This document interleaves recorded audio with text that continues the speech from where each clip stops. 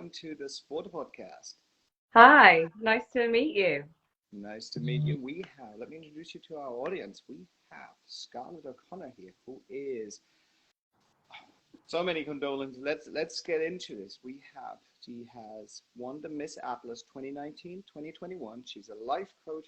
She's empowering women about pretty much anything: body image, mental capacity, and how to strive in a daily life. So I'm really excited to talk to you and have you on the show. Thanks for joining us. Oh, thank you for so much for having me. Um, Before we get started, I also want to make sure to mention Scarlett's experience store on the SPRTER app. So anyone wanting to connect further with her after the podcast, make sure to check that out there. She's got some awesome experiences that she offers to further connect. So check out her profile on the SPRTER app, head over there. But let's delve into this. Walk me through, when did you start fitness and how did that come about? Okay, so I was always really unfit. I wasn't a fit kid. Without getting the violins out, it was pretty tough as a kid. And exercise, honestly, was never part of my life. And then I had a child young. So I had a body, and any mums who are listening will know, after you've had a baby, your body changes. And it was something, I guess, for a number of years, I just accepted. Didn't like it, but also accepted that it was part of being mum, and if you're a mum, this happens. And so I kind of just carried on living my life and doing as I'm doing. And then I remember I started working with a guy who was about 20 years older than me, and he went to the gym after work. He went to the gym at lunchtime to play football. He did everything, and he just rid me. And one day it was enough for me to go, actually, you know what, I'm going to put my trainers on and I'm going to run. And it was at that point that I realized I'm really unfit, like really unfit. And so that was really the catalyst for me then doing something about it. So I was probably in my 20s at that point before I really ever considered exercise. And then I just really went on a mission to do something about my baby belly, which I'm sure lots of mums will understand, wanting to do something about that area. So yeah, that was my main I guess, catalyst and focus. I was unhappy with my own body image, unhappy with the way I felt. And actually, soon after I started to exercise, I realized that it wasn't taking my body out of account. It was how I felt after I had done it, and how much better my day was, how much calmer I felt, how much uh, more focused I was if I got up and I took the time just for myself in the morning to go and get a silly sweat on, which was never comfortable and never looked good and still doesn't today. But I'd go and do that and I'd feel great for it. And actually my day would be so much better. I'd be more focused. And so I soon realized that actually I needed to go for this more than anything. As we all know, we've all got to deal with all sorts of stuff every day. And I've definitely found that just by taking that time to really just have focused on that, nothing else, not all the rest of the noise, and it just does wonders. It does absolute wonders. I can almost guarantee, like, if somebody's feeling like stressed or anxious, if you say to them, have you stepped away from your laptop today? Have you allowed yourself to take a few minutes? Have you been outside? Like, especially after COVID, because everyone's at home, aren't they? And you find not. No, well, I can't because there's not time, and I'm too stressed, and it's so, yeah, that's so unhelpful, and exercise is so helpful. So yeah, that was what got me into it. I totally agree. I had that moment yesterday where I've been stuck in front of a screen all day long, and then I felt so stressed, and I'm like, okay, I need to go for a run. And after the run, I'm like, I feel much better now. So, and I was more focused. I got more done in a much shorter period of time than before the run. I'm like, yeah, you should have really done. You should have not even gotten to this point. But I totally get what you're saying when you talk about the mental Yeah. side of the fitness.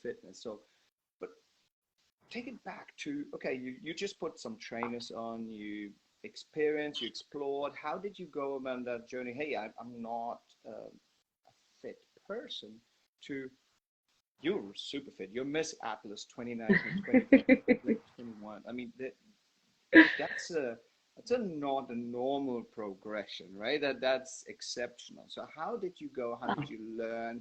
Did you have people to consult, and how did you go about that fitness journey? Yeah, so I mean, most of my fitness journey, no, it was just me realizing, like I had said, that it it it was helping, and I had this vision in my mind that I would get rid of my baby belly.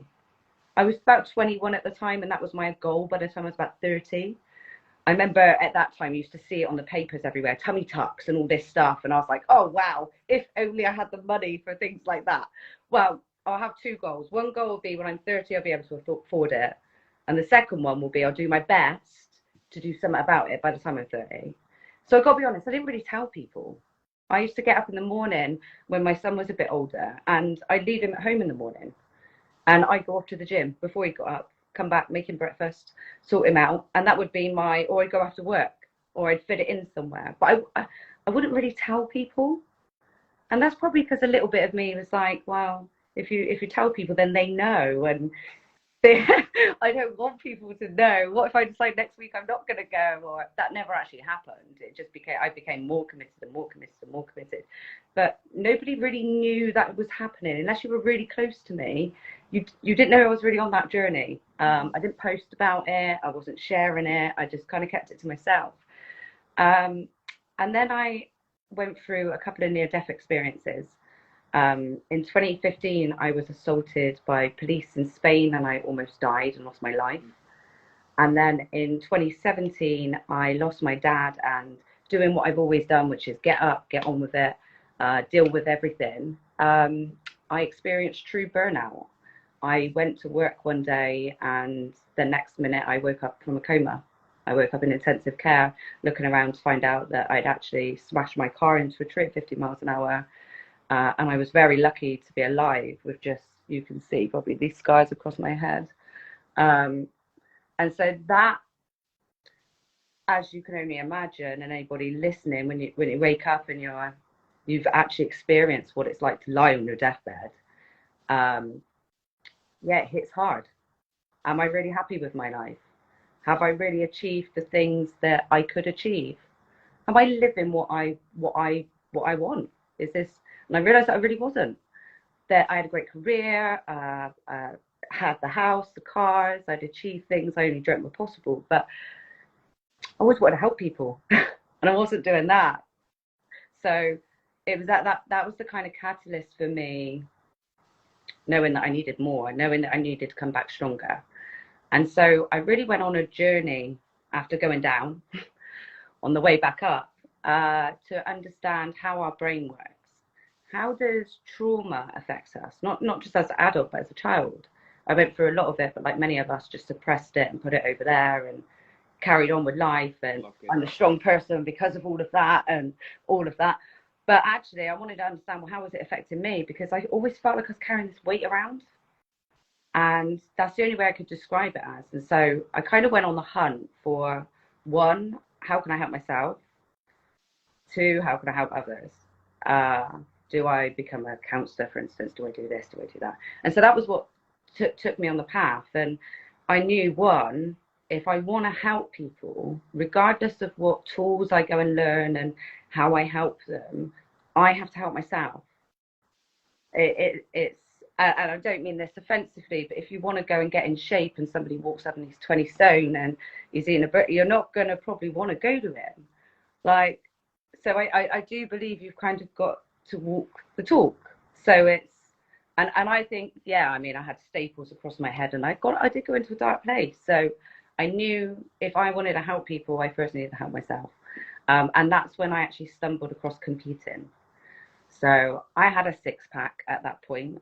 I had a good toned body. It had taken me 10 years, but I had it. And now, and I seen this competition and it said fit mum. And I thought, you know what? That's me. That's me. Exactly. Like that's me. I'm gonna do it. What I didn't realize is that it was bodybuilding. But once I realized that was my opportunity, that this was my opportunity to come back stronger.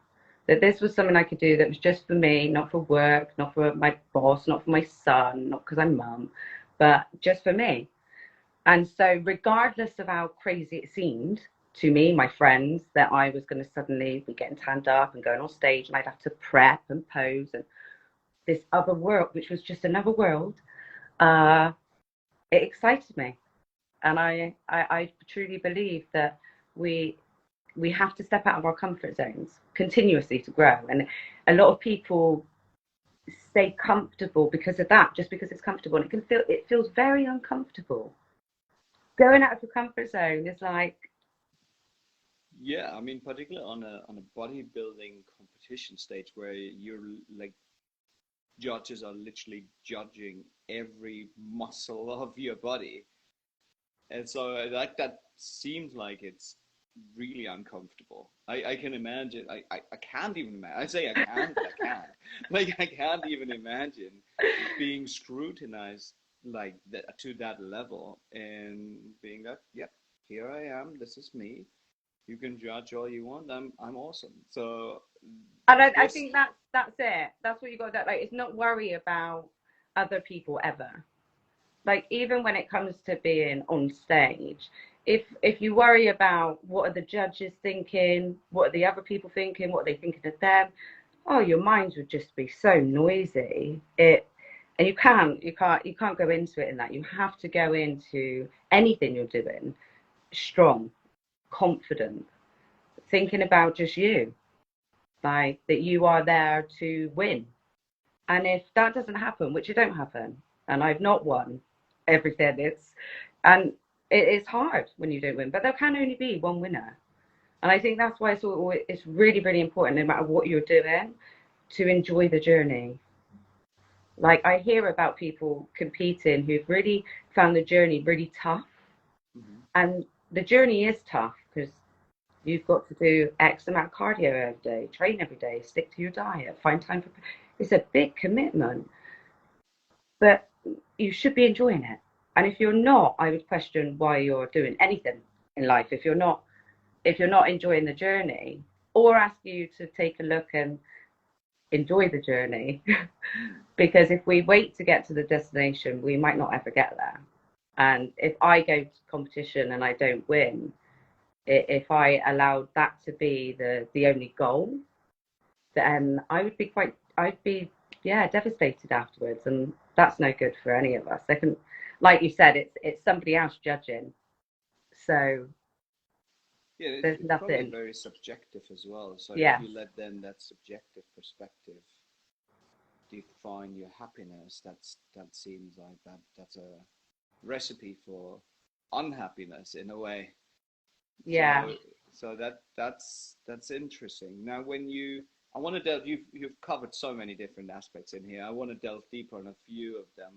Um, well, before we get to like, before I'm gonna touch on that, I want to delve a little bit deeper on that getting ready for competition.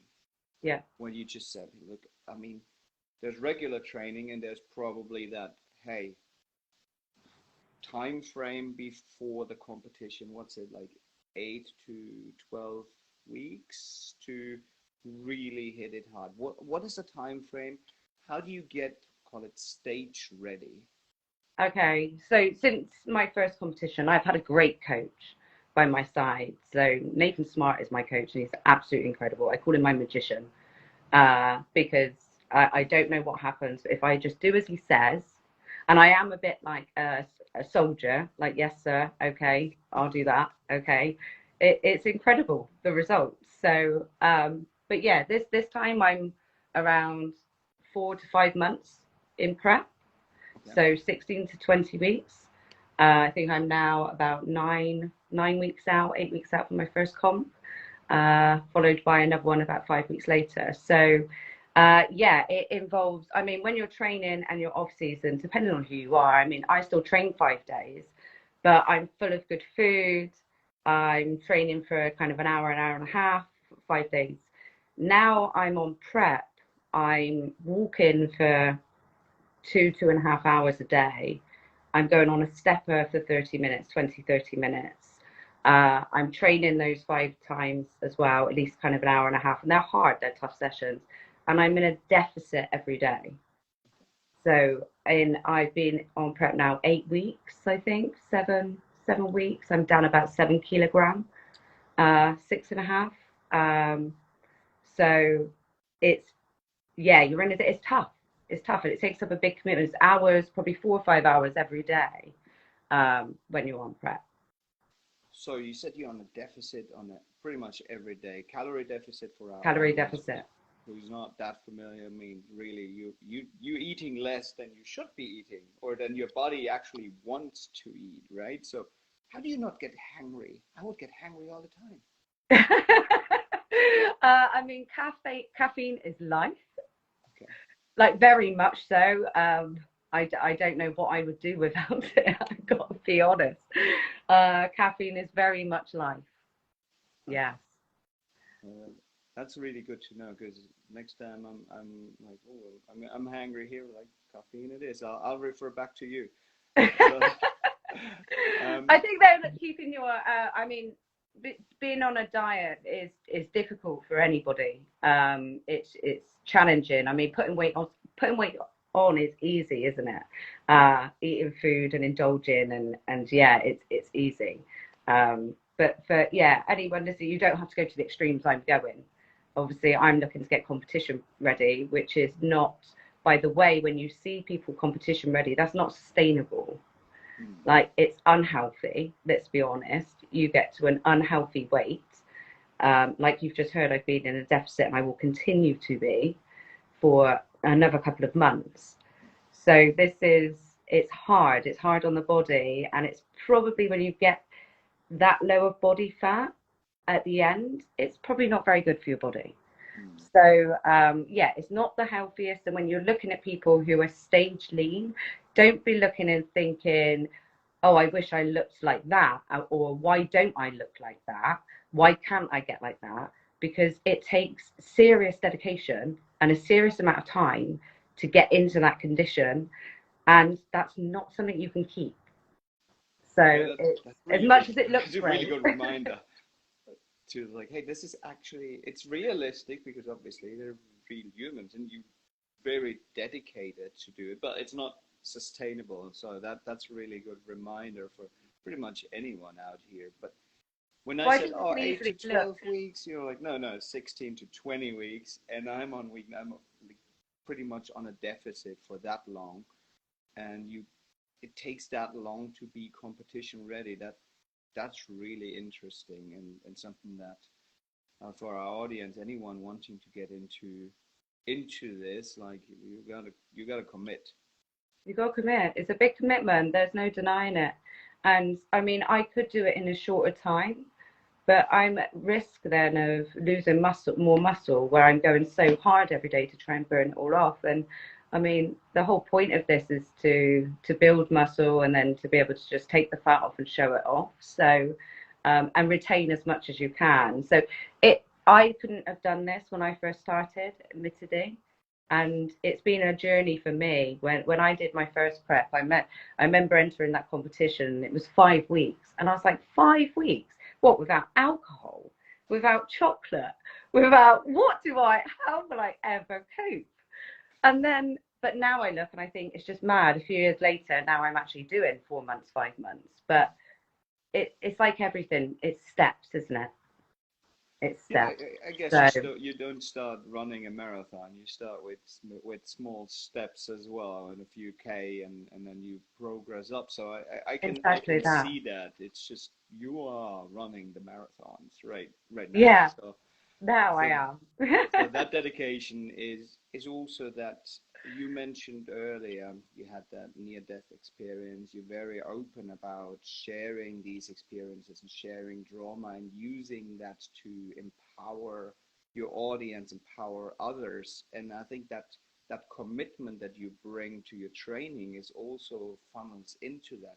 Can you talk a little bit more about what it means to be a life coach, and how you transition those skills from competition, etc., how you transition them into, I guess, being happier in life? Because happiness seems that's one of these ulterior goals that we're all striving for, right? We are indeed. Yeah, we are indeed. Well, like I said, after my accident, it was really hard hitting. And I like to ask this question to people as well. And I know it's a bit dark, but if you were on your deathbed tomorrow, what would you regret? And I actually got to Silence. experience it. And for me, there was a regret of never helping people. I've spent the last kind of, before that, 10, 15 years, I've been through a lot, and I've spent serious, not only money, time, investing in myself, a bit like with the exercise and just learning. I've been in self-development, I've learned, spent years studying narcissism and trauma of child and how anger affects us and how to get rid of it. And I spent years doing all of this, and then I sat there in ICU looking around thinking, and I almost did none of it. I almost let none of it out. It almost went with me, which was just a real shame. And I knew there was so much more to learn. So when I came across neuroscience, NLP, hypnotherapy, it was all very new to me. And learning those skills, tools, were really helpful in what's led me into then becoming a life coach. Everything that I do myself and have done myself in my career, in what now going from a coma to Miss Atlas, are the tools that I help my clients, are the tools that I provide my clients with. I help them understand how to reprogram their mind, how to get the best out of it. See, we leave school, uni, college, whatever. The one thing we don't get taught in all that time, even though they teach 10-year-olds now how to program computers, is how this works. Why do you get angry or sad? Why do you do things you don't want to do? How do you do things? Why are some people motivated? You don't understand how to get the best out of yourself because you've never been shown. In most cases, we've never been shown. It's something that's not taught. And actually, a lot of the world walks around, and not everybody, some people know this stuff, obviously, who've taken the time to go out and learn it and find it. And that's what you have to do. You have to come across this information and then go into it to learn it and understand it. So for plenty of the world, they don't. And lots of people walk around upset, confused, frustrated, unsure, and it's just because the education has never been given. So everything I've learned over the years and applied to going from kind of nothing to a successful businesswoman to starting my own coaching business to becoming an athlete is exactly the same I provide my clients with. I actually ran a free workshop on Monday. It's my first time. I've never done it before, which was a goal setting workshop, helping people get clarity, because a lot of people don't even know what they want to do. They know they want more from life. They know what they want things to change, but they don't really know what. And so a lot of the time they don't go for help or go and see somebody or a coach because they're like, well, what would I go to them for? I know I want more, but until I know, I just won't bother. So I ran a call on Monday, a workshop for that point, to help people get clarity, to help them find their purpose, to help them get, I mean, we've all got things we want to do, and generally they're the things that always stay with us. Like I woke up in my deathbed thinking about it. So there are things that while people are listening, there'll be things that bother them every day that they want to do, that they want to that they want to make, that they want to create, and it stays with them. Whereas other things don't. That pair of shoes they wanted, that bag they wanted, that holiday, it all gets replaced with new things and different things. But the things that really matter to people stay with them always. And it creates anxiety. So I ran a free workshop Monday. It was excellent, and so I'm going to run it again as well. Maybe like the 1st of September, seeing as there's a start of a month and another good opportunity to go right. Let's get these goals in place, and let's make 2022 the year to remember. Well, we've still got a whole 4 months left. Yeah, let us know. We can promote that out to our audience as well. That sounds fascinating. As you said, if we really don't know where we're going to end up somewhere, right? Yeah. It's like maybe it's a happy place, maybe it's not a happy place. Could we be at a happier place? if we knew where we would go. So that is certainly very beneficial to have someone guide you through that goal setting, because oftentimes we don't take the time to sit down and create goals, or we create a goal. It's like, yeah, that's it. I write it down. That's my checklist. But I guess a goal in this case, it's probably broader than just a checklist somewhere on the whiteboard, right? Yeah, we're looking to really use the brain to connect and commit to that goal. So in the same way as that I think with my athletic career, with most things, to be honest, I think what I've realised, we did this on Monday, was that there tend to be three stages in life, or where people are. One is kind of a spectator, which is where you're a bit of a spectator of your life, other people's lives. You're comfortable. Mm-hmm. You're comfortable. Don't mean you're happy, but you're comfortable, and you're just a bit of a spectator. And then you've got the players. And the players is where I probably was for many years, actually. So I'm in the game, I'm making the effort, I'm making moves, but I win or I lose. I'm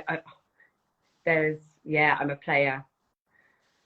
And then, I'm sorry, people who hear that back and don't only hear the back of me saying I'm a player. Oh, we'll definitely highlight that part.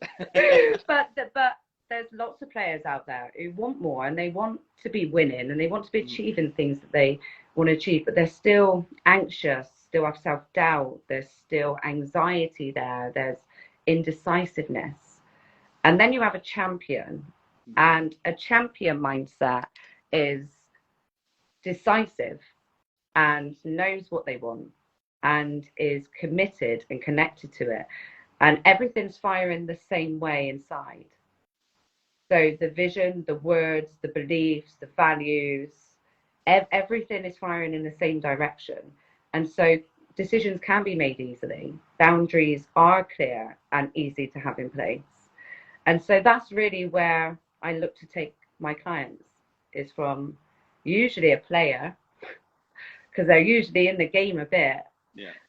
And Otherwise, they've already... I probably wouldn't be a client. Otherwise, they're like, yeah, I'm comfortable. Yeah, well, yes, it's actually that. I can see that, yeah. To then becoming a champion of their life, a hero of their life. And I think that's what we all want to be, isn't it? To inspire ourselves, to inspire our children, to be the hero. And so that's what I like to help my clients become.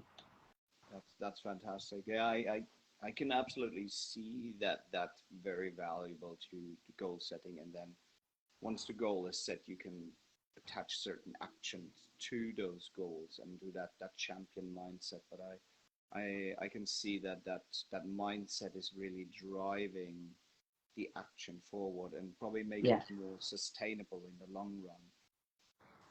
Yes, I would agree.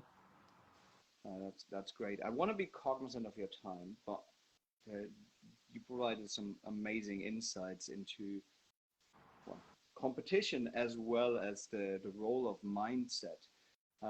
Anyone interested in connecting with you, feel free to check out the SPRTER app, check out the profile. There are lots of opportunities to connect with Scarlett. Follow her on the social media. But also, I want to ask, what is there one thing that you think your audience should know, needs to know, that you want to share? The importance of being kind to yourself. We all think that it's okay to just talk to ourselves a certain way because nobody can hear it. And so we do it continuously. We can get up and do it all day, every day, about everything. What an idiot I am. Why did I ever do that? Etc., etc. Make an effort. If you're going to do one thing at all, which is going to help you then with everything else you want to do, by the way, is begin to talk to yourself like you would a child. And it might seem a little bit uncomfortable again, because it's something you don't usually do. But remember, nobody can actually hear you. So nobody's going to judge you. There is nobody listening. The only person that can hear you is you. But honestly, if you talk to anybody else the way you talk to yourself, you wouldn't want to probably talk to you ever again. And the impact that that has on you, your mental well-being, whether you then do have, whether you are happy coming back to, whether you do self-sabotage, whether you do turn to things that make you feel better in the instant because you're giving yourself such a hard time. My one piece, if I just give you one, is start with being kind to yourself, and let me know what difference it makes. That's a fantastic advice. We'll share that. I'll probably need to do more of that as well myself. So awesome advice. Thank you so much. Make sure anyone who's listening, make sure to follow it back. Give Scarlett some feedback on that, how that impacts your life, your happiness. Thank you so much for joining us, sharing your insights, and we're excited to follow along for that next competition and for all of your empowerment on all of the social media. Thank you so much for joining us on the Sport Podcast. Thank you so much for having me. Have a great day. Thank you. Take care. Bye.